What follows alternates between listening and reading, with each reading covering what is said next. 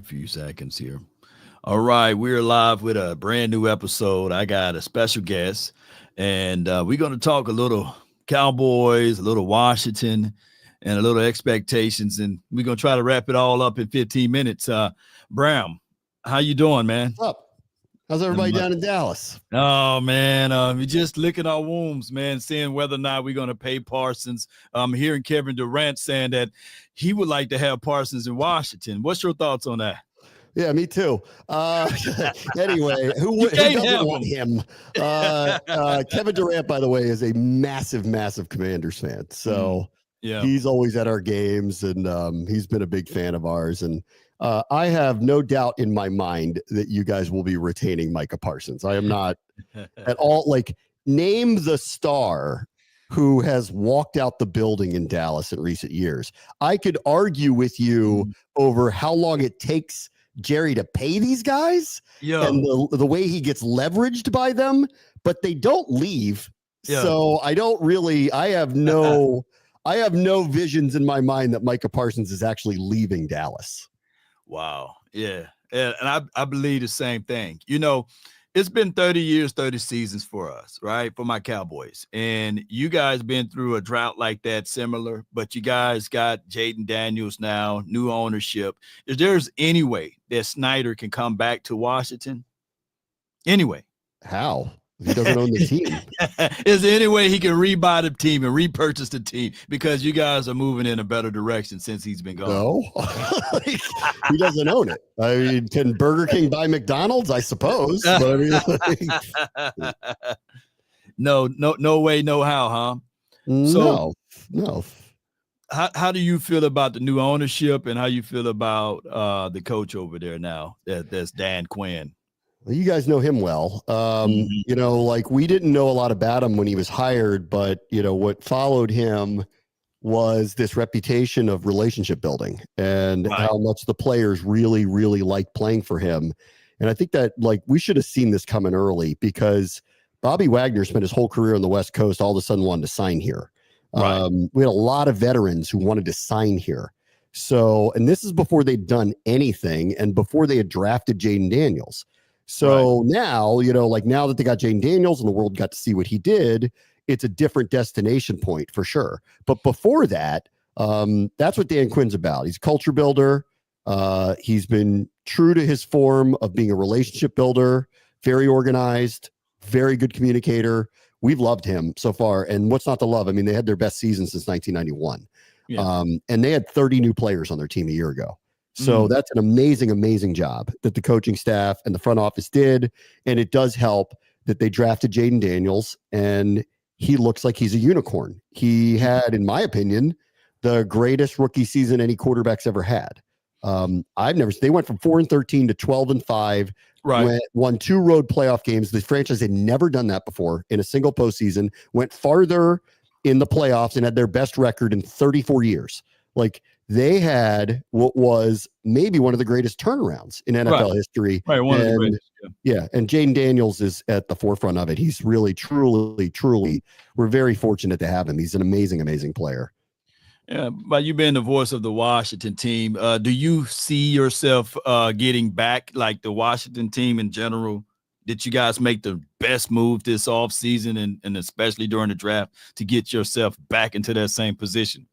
Yeah, I think that they improved for sure. I mean, the acquisition of Laramie Tunsil's huge. It has a huge trickle-down effect on their offensive line. The acquisition of Deebo Samuel adds explosiveness to the offense. So I think their offense is going to be considerably better. Maybe I don't know if stat-wise better, but I think more explosive better. They won a lot of close games a year ago. I think they realized that trying to do that again and run that back can be difficult. They needed to get better protection, more explosive playmakers. And if that's going to happen, then I think that they're hopefully I think the hope is that they're not going to end up down at the last second with teams like they were consistently week after week a year ago, that their offense can kind of carry the weight. Defensively, they've made some acquisitions. but they are missing their Micah Parsons. Like, it is the one Right. void on their team coming in this year is we don't really have this disruptive pass rusher. And I think that that's one thing that'll be interesting to watch this year with Washington. Can they get a consistent pass rush without having a top tier pass rusher on the field? Most certainly. Last season, I believe you guys were still ranked 25 or 26 on defense, even though you got a defensive guy by the name of Dan Quinn. But here's the thing, though. Do you think that by you having the absences of a pass rush, do you think that you guys can still improve on their defense overall collectively? Like, their sack numbers weren't terrible a year ago, and they didn't really have it last year either. So they've schemed up a lot of ways to get to the quarterback. Their biggest concern coming into the season was stopping the run. And in our division, obviously, it starts and ends. If you're going to beat Philadelphia, you've got to figure out a way to at least limit Barkley in that run game, which is, I think they have the best offensive line in football. So it's very hard to do. And he might be the best running back in football. So that's very, very, very difficult to do. But that's where they put a lot of their efforts to upgrade their defensive line. If you go look kind of across the board, how many veterans they got, the size that they got, you're going to see, I think, a better front, at least against the run. But what they do not have is this specialist pass rusher. And so how are they going to make up for that? I think it's TBD. Like, where does Javon Kinlaw line up? Do they have 3 defensive tackles across the board to try to get some pressure with someone like Deron Payne or Kinlaw on the outside? I don't know. Will you see Frankie Louvu moving around and utilized on third down situations as a primary pass rusher? I don't really know. So they're a big secret, honestly, like how they're going to try to attack this. But they have the personnel depth, unlike a year ago, to try this. Still, it does feel like there is something missing from the unit for sure. Man, that's dope. Of you giving me all of this intel. And this is my very first time talking to you and very first time hearing your report on all of this, man. And you polished it. So I give you that. Anything you want to ask about my Cowboys over here? Because, I can get to going. I do, actually. I do. Explain to me why Mike McCarthy is not there anymore. Well, I mean, he's overstayed his welcome time. Most time it's just like anything. That's what he would say. 12-5, 12-5, 12-5. I think that those 3 years was very remarkable for him. But we brought him in to get us over the hump, not to keep us within the confines of fighting within the hump. So we got to get over the hump. And I think that the change of directions would be the best thing, because I thought that what I'm hearing from most of the people that he lost the locker room. Even though they ended the season the way they ended it. That's interesting. Yeah. It's crazy. It's crazy to this degree that Mike McCarthy, I believe, ultimately was living off of old bodies. The last time he was successful was in 2010. And that was, of course, with Aaron Rodgers and all of those good things. And as great as Aaron Rodgers been throughout the course of his career with Mike McCarthy, they just never could get over the hump. So with those levels of expectations for Mike McCarthy and Aaron Rodgers couldn't get it done, can you imagine with Mike McCarthy and Dak Prescott and all of the things that we had to try to get done with Jerry Jones and company? So I just think that the Cowboys decided to rip the Band-Aid off and start over with a fresh sheet of paper with Schottenheimer. I would like to see how many teams won 12 games in a row, 3 years in a row over the last 40 years. And I think you'd be surprised how short that list is. It's a very short list. And here's the thing. 2 things can be true, because not everything was Mike McCarthy's fault, but it was just how it was handled. And I think it just outran its course, that the fan base and how, the team just was not prepared in these moments of postseason play. It's just the culture and a whole bunch of other things just got in the way. It sounded like levels of excuses, but it was just time for Mike McCarthy to go at this point. Okay. All right. I got one more for you. Okay. Your level of confidence in Jerry Jones, the GM, is what right now? Jerry, the GM, my level is, and I hate to say this in front of company, man, especially on the other side, my levels of confidence with Jerry Jones is about right at a 4.5, close to a 5. You know, he got to prove it to us that he's going to do things. And this offseason, I would give him this, that at least we're seeing more tractions and movement this offseason, but he does it all the times when you have a new coach on the board, you know, so I'm still like 4.555, right at a 5. Okay, so square that for me. Okay. Mike McCarthy wins 12 games 3 years in a row with a front office that you don't have very much confidence in and think it's Mike McCarthy's fault that they're not getting over the top. Square that one for me. Okay, I see your angle. Boy, you good. You good. Thank you. All right. Well, would you like to have Mike McCarthy? We're happy with our head coach. We went 12-5 a year ago, since we went 12-5, we're not interested in running our coach out of town. Okay, you're not interested. All right, so here's the thing. Now, we do know that the constant thing is Jerry Jones. It's been 30 years, 30 seasons. Hey, he's the guy that ran off of a coach that won back-to-back Super Bowls, right? So for Mike McCarthy to go 3 years in a row with 12 wins and then ultimately fall flat on his face this past season, yes, Mike McCarthy was phenomenal for us in some lights, but in other parts, he was just as bad as Jason Garrett to a degree. So I hate to say this, but it's just time for a breath of fresh air because how things were handled. I think that Mike McCarthy was dealt with a bad deck of cards, but by him not being able to move around and say, hey, for this prime example, he came to a press conference and said, I do not like stop routes. I do not like these option routes from when Kellen Moore was here. And Kellen Moore got him a Super Bowl ring now. But to make a longer story short, Kellen Moore continued to do the same things that he said he didn't like. So what I say from here is that if Mike McCarthy, if he's the de facto leader of this team, it should be the final say. And it shouldn't have been continued to happen down the stretch of those stop routes. So I think that Mike McCarthy didn't move his weight around enough as the head coach. Okay. Listen, this is your problem, not mine. well, I'll be looking for Washington. We play you guys week 2, right? No, we don't play you guys. I don't remember. We don't play you guys early. I don't remember. It's somewhere in the middle of the year, and then we play you on Christmas.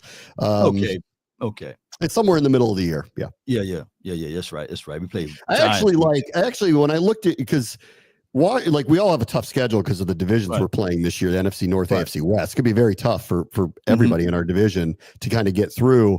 I actually looked, you guys have what on paper looks like a ridiculous gauntlet at the end of the season where you're playing like 6 teams in a row where it's like 11 plus wins from a year ago.